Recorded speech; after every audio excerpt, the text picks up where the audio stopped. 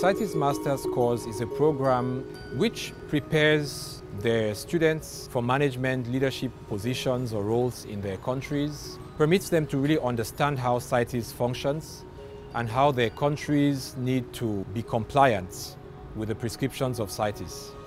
As we mentioned before, many of these countries know about CITES, signed up to CITES, but do not really understand how they can be part of the CITES community.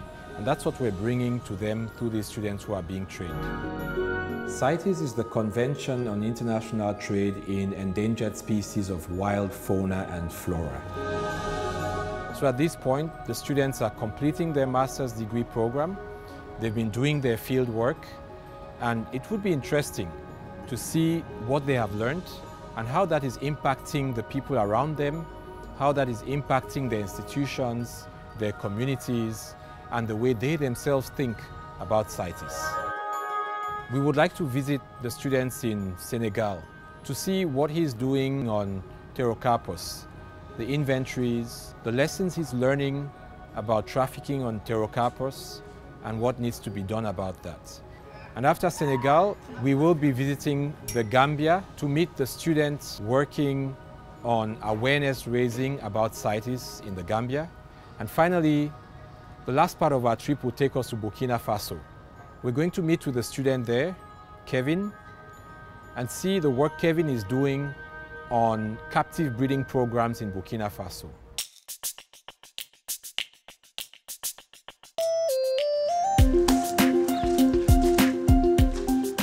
Moi, en tant qu'étudiant WABEC CITES, j'ai choisi ce sujet de travail sur Pterocarpus erinaceus.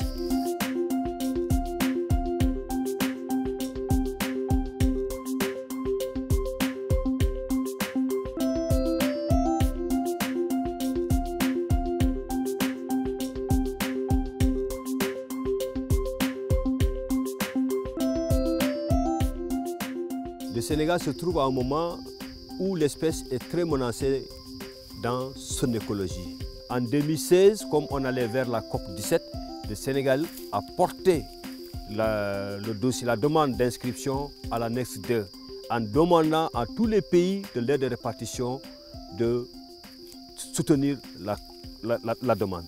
Deuxième chose, on s'est rendu compte que des trafiquants sont installés en Gambie.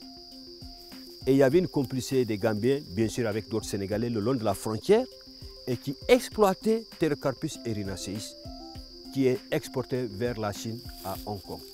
Alors, en tant qu'étudiant et point focal CITES au Sénégal, la logique voudrait qu'on démontre scientifiquement que l'espèce, dans son milieu naturel, la population sauvage de Pterocarpus erinaceus, est vulnérable.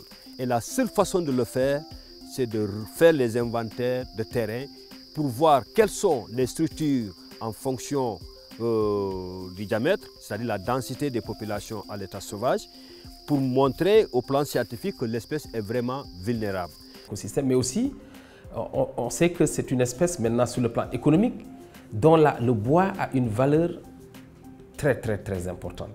Et donc c'est une espèce qui est recherchée. En termes de, ce sont des espèces qui peuvent fixer l'azote atmosphérique par ce qu'on appelle les symbioses mycorhiziennes et donc peuvent jouer un rôle important dans la dynamique de l'azote dans les écosystèmes. Mais aussi, aujourd'hui, le grand défi, c'est d'abord comment lutter contre tout cela, mais ce n'est pas juste lutter contre le trafic de ce bois, mais c'est surtout trouver les solutions pour gérer de façon durable ces peuplements. Or, pour gérer pour une gestion durable, on a besoin d'informations qu'on appelle des données, des evidences, comme on les appelle en anglais, des données probantes, donc des données issues d'une recherche scientifique sur lesquelles on peut s'appuyer pour élaborer des schémas d'aménagement et arriver à gérer durablement ces populations de Pterocarpus erinaceus.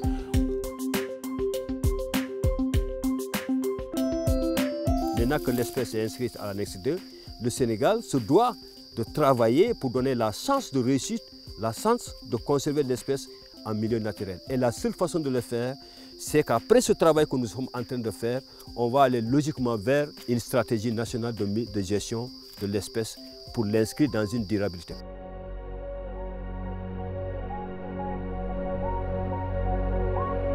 Gambia have lost a lot of revenue before, because people are crossing with even scores, trophies of wildlife, but they don't know that it's value. They don't know that it's important to look at those seeds, whether they have a real permit, taking it out of the country. But now, relevant institutions like Customs, Department of Parks and Wildlife, Forestry, NEA, now the National Research Institution, University, Fisheries Department, they need to upgrade their knowledge of understanding on that species, and that will be to capacitize them, for them to know all those species and which are the most species that people are trafficking from a particular country to outside world. I see him also talking about the right implementation that should be in place nationally, at national level, for a proper implementation of CITES. There have been changes, in terms of his knowledge about CITES and also his determination, to get this sort of convention well set, in the country.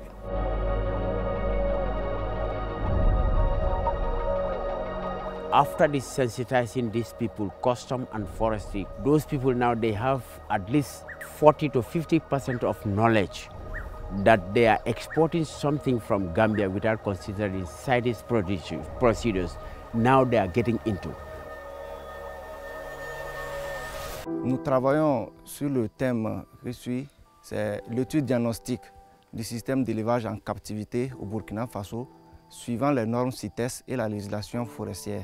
Et nous constatons aussi que le Burkina Faso ne dispose pas de données sur l'élevage en captivité au niveau du Burkina Faso.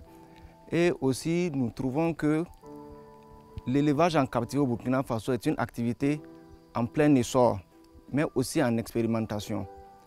Et nous voulons que par cette étude, nous puissions en tout cas donner aux acteurs qui veulent s'investir quelques caractères propres aux espèces, mais aussi que cette étude soit une base de référence pour ceux qui voudront s'y investir. En plus, nous avons, même si ce n'est pas tous les établissements en captivité au Burkina Faso, au moins dans notre zone d'étude, nous savons quels sont les établissements d'élevage en captivité, quelles sont les espèces que les promoteurs élèvent au sein de leur établissement. Et le plus important est que dans ces établissements, il y a des espèces qui sont vraiment classées aux annexes de la CITES, que ce soit en annexe 1, en annexe 2 et aussi en annexe 3.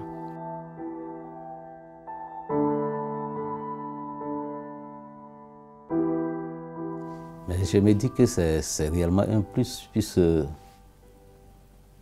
à discuter déjà, puisque avec l'organe de gestion qui soumet généralement souvent ce rapport. Donc son étude m'a permis de faire un inventaire exhaustif de ce qu'il y a comme élevage en captivité. Déjà, je me dis ça c'est déjà un acquis. En tout cas, j'espère qu'on peut écrire quand même quelque chose d'intéressant. Okay. En tout cas, on pourra donner une information à la communauté internationale, communauté scientifique pour mieux valoriser en fait ces travaux. Je pense que je tire beaucoup de cette expérience. D'abord, ça a été un réel renforcement de capacité pour moi d'abord, mais aussi pour l'administration forestière Burkina Faso, parce que nous pouvons dire qu'actuellement, même si ce n'est pas un renforcement de capacité à grande échelle, mais nous commençons au moins à disposer d'un minimum, en tout cas, qui va nous amener à arriver à une mise en œuvre efficiente de la CITES au niveau du Burkina Faso. We hope that we are going to see a trickle-down effect. For these 12 students who have been trained, we would like to see other people benefiting from the training that they have received in various ways, from coaching, mentoring, formal training, or just awareness raising and different ways of interaction. And so we hope that this investment would have been a very useful one and is going to impact the lives, the careers of hundreds of thousands of other experts, government workers and NGO personnel in the combating wildlife trafficking arena in West Africa.